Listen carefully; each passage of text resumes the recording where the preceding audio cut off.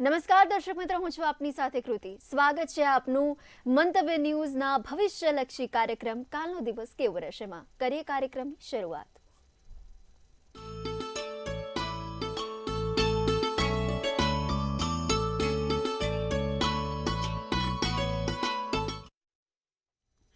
દર્શક મિત્રો, ભવિષ્યલક્ષી કાર્યક્રમ કાલનો દિવસ કેવો રહેશેમાં આવતીકાલનું પંચાંગ, દિન વિશેષ, દિવસ અને રાત્રિના ચોઘડિયા, ખાસ અને રસપ્રદ મુદ્દા વિશે પણ વાત કરીશું. આ સાથે આવતીકાલે જેમનો જન્મદિવસ છે એમનું આવનારું આખું વર્ષ કેવું રહેશે એ પણ આપણે ટેરોટ કાર્ડના માધ્યમથી જાણીશું.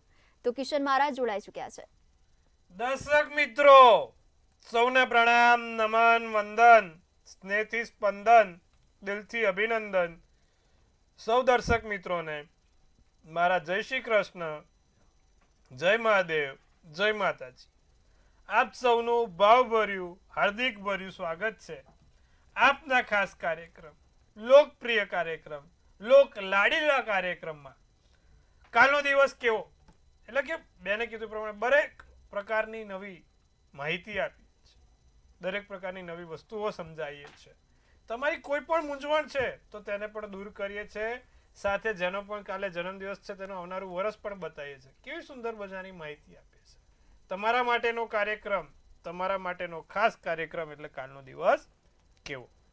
તો આ કાર્યક્રમને આગળ વધારવા માટે આપણે પહેલા સરસ મજાનું પંચાંગ જોઈશું અને ત્યારબાદ અનેક રસપ્રદ મુદ્દા પર પણ વાત કરીશું. જી બેન. જી મહારાજ, તો આપે જણાવ્યું એ પ્રમાણે કાર્યક્રમની શરૂઆત આવતીકાલના પંચાંગથી કરીએ.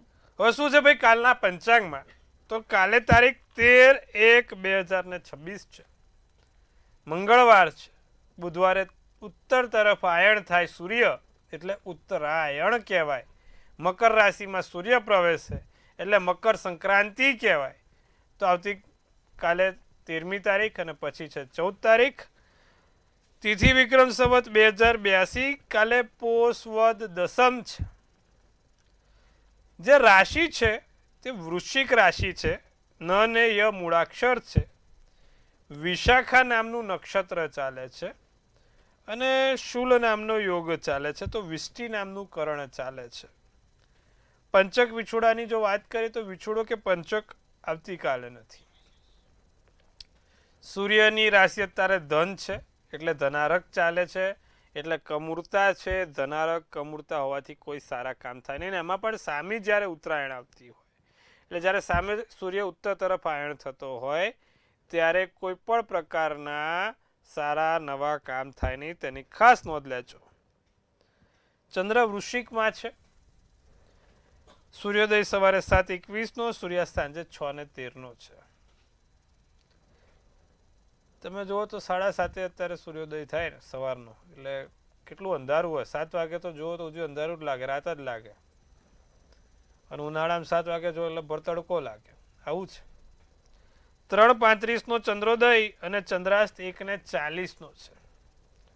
અભિજીત મુહૂર્તની વાત કરીશું તો 12:26 થી 1:09 અભિજીત મુહૂર્ત રહેશે. રાહુકાળ 3:30 થી 4:50 રહેશે. અને આ રાહુકાળમાં સાહેબ કોઈ પણ પ્રકારના નાના મોટા સારા કાર્યો ના થાય, તેની ખાસ નોંધ લઈશું. એકંદરે દિવસ કાલે મધ્યમ છે. પતંગ ચગાવવા માટે સારો, બાકી કોઈ પણ એના સિવાય સારા કામ થશે નહીં. પતંગ ચગાવવામાં આપણે કોઈ ટેન્શન નથી. હવે કાલે સૂર્ય ધન રાશિમાં છે માટે ફરીવાર જે લોકોને પણ પેલું કહેવાય ને કે ભાઈ ઉત્તરાયણ પતે પછી નવા કામ કરો, પણ આ વખત ધ્યાન રાખજો, કારણ કે આ વખત એવા કોઈ માંગલિક પ્રસંગો કાર્યો કરવા માટે આપણા મુહૂર્તો નથી. એટલે ખાસ એકવાર તમારે મહારાજને બતાવીને જ કોઈ માંગલિક પ્રસંગો કરવા હોય તો કરજો. જી બેન. જી મહારાજ, તો હવે આવતીકાલના દિન વિશેષ વિશે પણ જણાવો. સૂર્ય નજીક આવ્યો ઉત્તર તરફનો. યોગ અને ધ્યાન કરો અત્યારે બહુ સારું ફળ મળે. મેડિટેશન, યોગ, ધ્યાન, પ્રાણાયામ આ બધું કરવાથી કાલે લાભ થાય.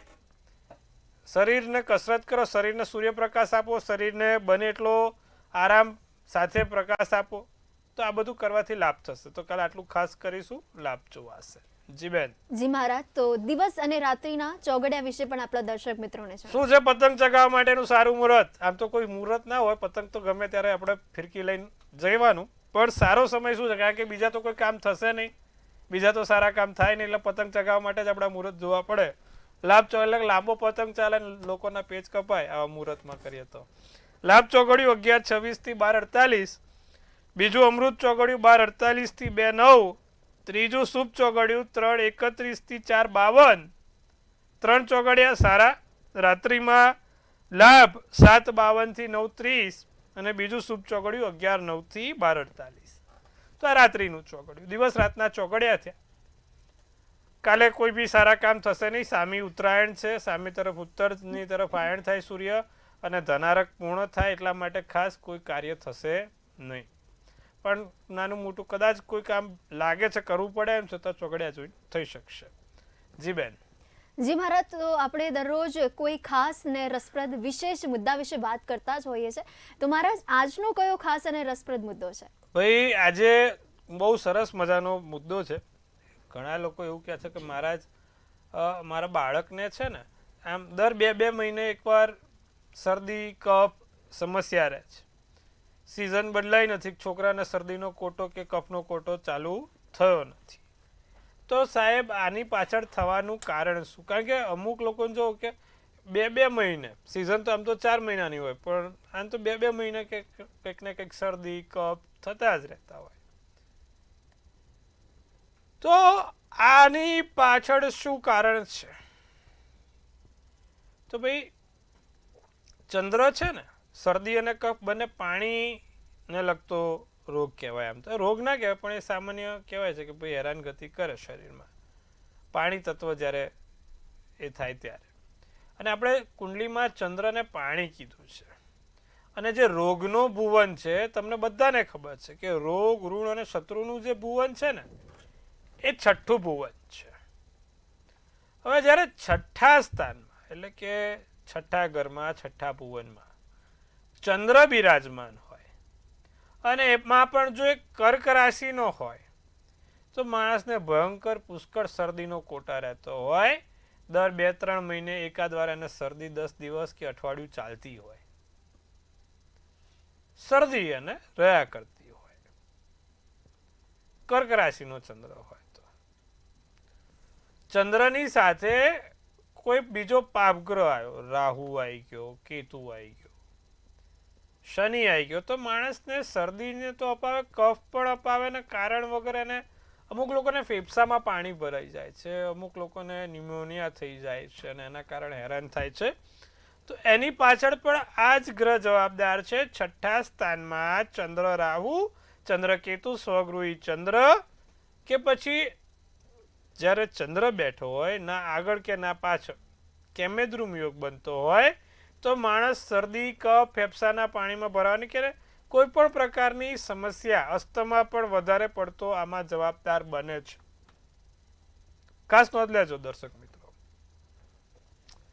તો જ્યારે 6ઠ્ઠે ચંદ્ર હોય અને જળ તત્વની રાશિમાં હોય, ખાસ કરીને જળ તત્વ, તો જળ તત્વની રાશિ કોને કીધી છે? કર્ક, વૃશ્ચિક અને મીન. અને જળ તત્વની રાશિ કીધી છે. એટલે કે જો આ જળ તત્વની રાશિમાં હોય તો માણસ ગંભીર રીતે આવી સમસ્યાથી હેરાન થાય છે અને પરેશાન રહે છે. કફ મટે નહીં, 15 દિવસ 20 દિવસ સુધી કહેવાય છે કે ભાઈ દવા કરે તોય મટે નહીં, સૂકી ખાંસી થઈ જાય, આ થઈ જાય, શરદી પી મટે નહીં. અમુક વખત ફેફસામાં પાણી કારણ વગર ભરાઈ જાય કે આવું બધું. ટૂંકમાં ફેફસાને લગતી સમસ્યા વધારે રહે, નાકને લગતી વધારે સમસ્યા રહે અને પાણી તત્વથી વધારે રહે, ત્યારે ચંદ્ર ગ્રહ જવાબદાર હોય છે ને એ પણ 6ઠ્ઠા સ્થાનમાં હોય તો એ વધારે હેરાન કરે છે. તો મિત્રો આ વસ્તુનું ખાસ આપણે નોંધ લેવી. હવે એનો ઉપાય શું? કે ભાઈ આનો ઉપાય શું? મારા તમે કહી તો દીધું કે ભાઈ 6ઠ્ઠે ચંદ્ર હોય તો આવું થાય.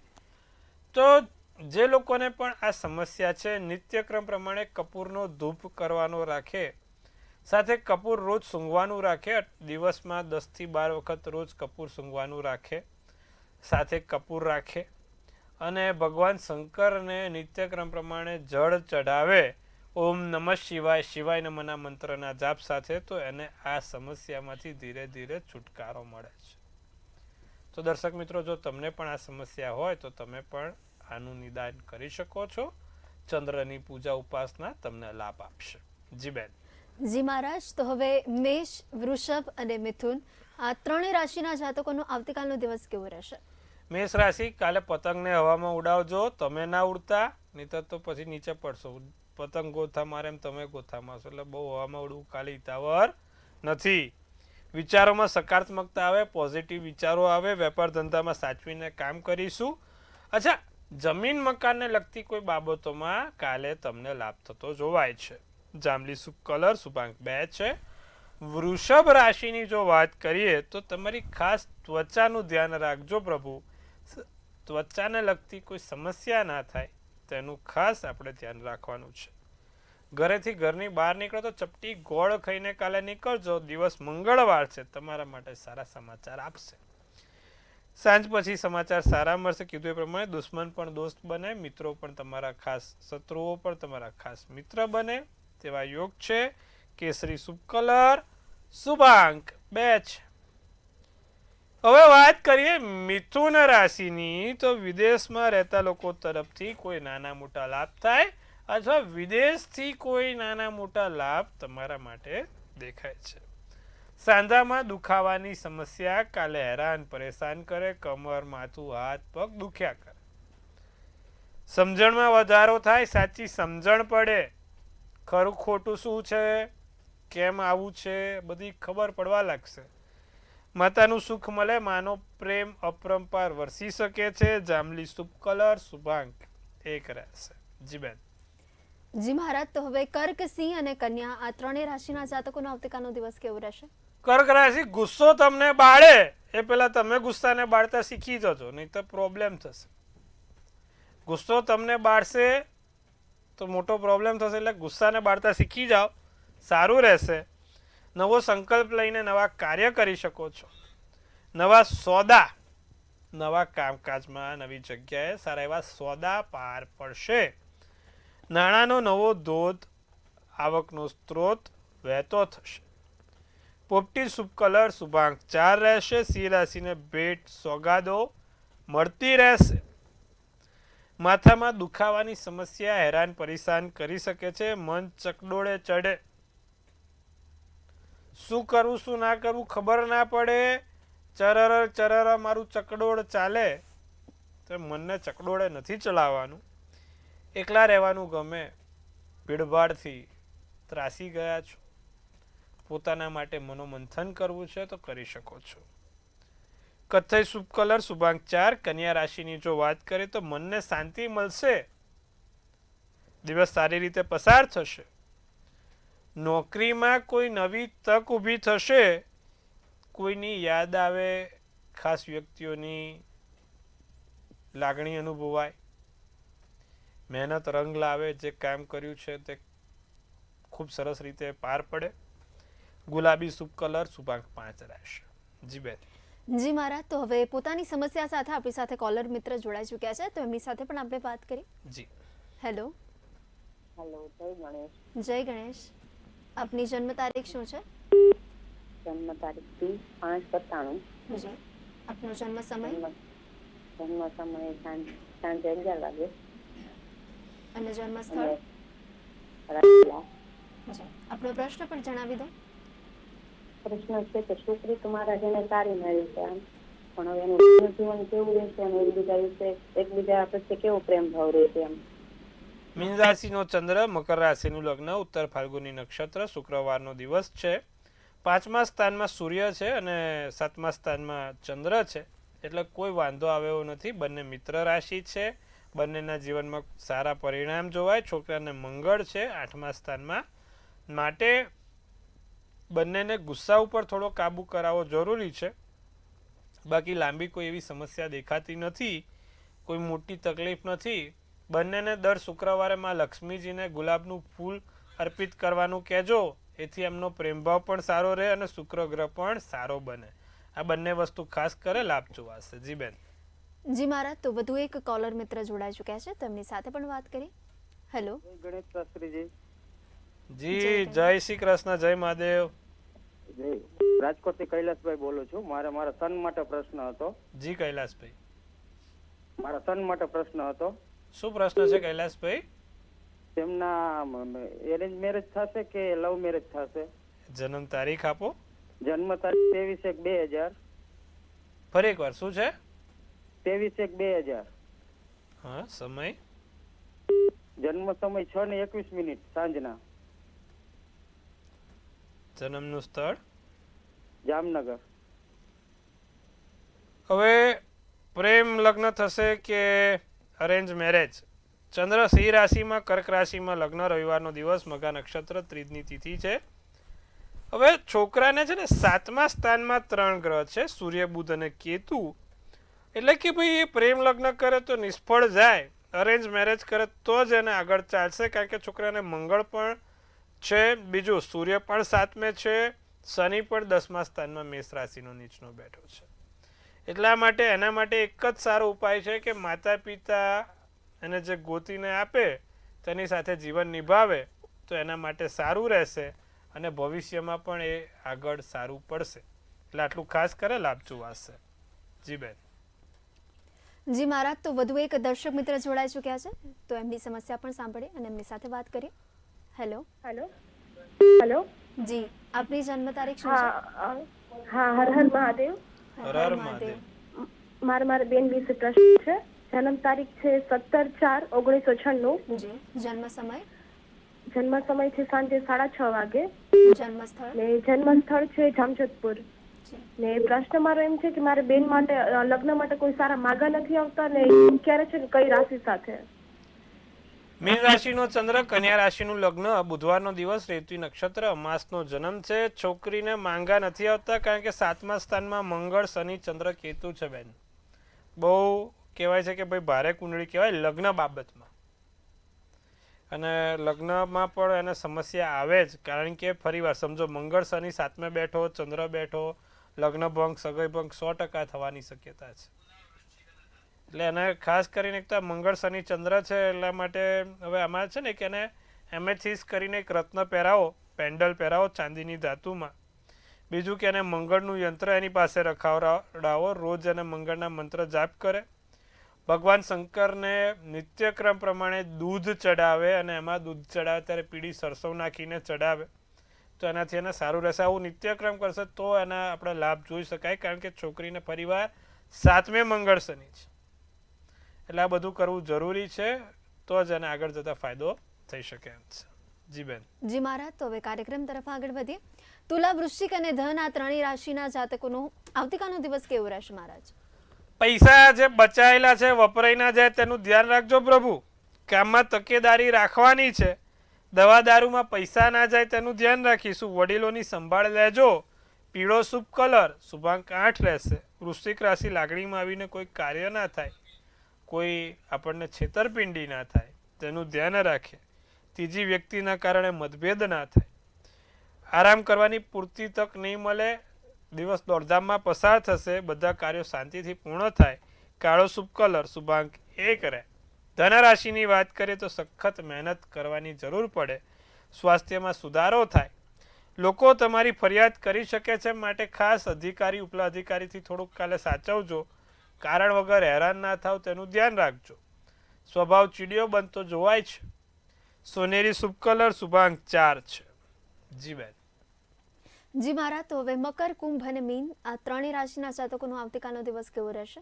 મકર રાશિને આર્થિક સ્થિતિમાં સુધારો થાય, આર્થિક રીતે ઘણું સારું છે. મિત્ર સાથે દિવસ સારો આનંદમય જાય. ઉતાવળમાં આવીને કામ ના કરવું, બહુ ઉતાવળિયા કોઈ પગલાં ભરવા નહીં, સમયનો બગાડ થઈ શકે છે. નારંગી શુભ કલર, શુભાંક 8 રહે. કુંભ રાશિને બને એટલું બહાર જમવાનું કાલનું ટાળજો. ઘરનું ખાવાનું, સ્વાદિષ્ટ ભોજન, પૌષ્ટિક ભોજનનું સૂત્ર અપનાવજો. ઉર્જાનું સ્તર ઊંચું રહે. ગરીબોને બને એટલું દાન કરજો, લાભ થશે. અને મોગરાનું ફૂલ જોડે રાખજો. રાતો શુભ કલર, શુભાંક 5 રહેશે. મીન રાશિની વાત કરીએ, દિવસ મોજ મજામાં પસાર થાય, મુશ્કેલીનો સામનો કરવો પડે. માતા પિતાના આશીર્વાદથી કામ કરજો, સારું એવું સફળ થશે. ચંદનનું અત્તર લગાવીને ઘરેથી નીકળવાથી ધાર્યા કામમાં સફળતા મળશે. સફેદ શુભ કલર શુભાંક 4 રહેશે. જી બેન. જી મહારાજ, તો હવે આવતીકાલે જેમનો જન્મદિવસ છે એમનું આવનારું આખું વર્ષ કેવું રહેશે એ આપણે ટેરોટ કાર્ડના માધ્યમથી જાણીએ. ભાઈ કાલે જેનો પણ જન્મદિવસ છે, મંતવ્ય ન્યૂઝ પરિવાર તરફથી આપ સૌને ખૂબ શુભેચ્છા.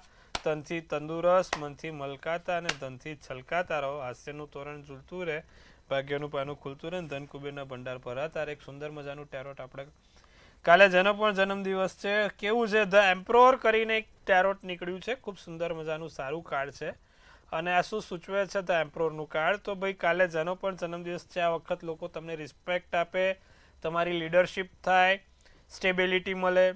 અચ્છા, કોઈ મોટા ઓથોરિટી પાવર મળશે અને તમારા જે તે વેપાર ધંધામાં સરસ મજાના આગળ લાભ થાય. એક રાજા જેવી જિંદગી છે ભાઈ. ટૂંકમાં ધ એમ્પ્રોર એટલે એક રાજા જેવી જિંદગી તમે આ વર્ષે જીવવાના છો. તૈયાર થઈ જાઓ. સરસ મજાના કામ સાથે, મહેનત સાથે તમારું આ વર્ષ પૂર્ણ થશે. શું કરવાથી સોનામાં સુગંધ પડે? તો ભાઈ કાલે જેનો પણ જન્મદિવસ છે, દર મંગળવારે ભગવાન હનુમાનજીને કેસરી બુંદીનો લાડુ ચડાવવાનો રાખે, વર્ષ સારું જવાશે અને સુંદર લાભ પણ થતા રહેશે. જી બેન. જી મહારાજ, તો તમામ માહિતી આપવા બદલ તેમજ દર્શક મિત્રોની તમામ સમસ્યાનું નિવારણ આપવા બદલ આપનો ખૂબ ખૂબ આભાર. સૌને ખૂબ શુભેચ્છા. હર હર મહાદેવ. તો દર્શક મિત્રો, હજી પણ તમારા મનમાં કોઈ પણ સવાલ ગુંજતો હોય તો તરત જ નોંધી લો કિશન મહારાજનો કોન્ટેક્ટ નંબર.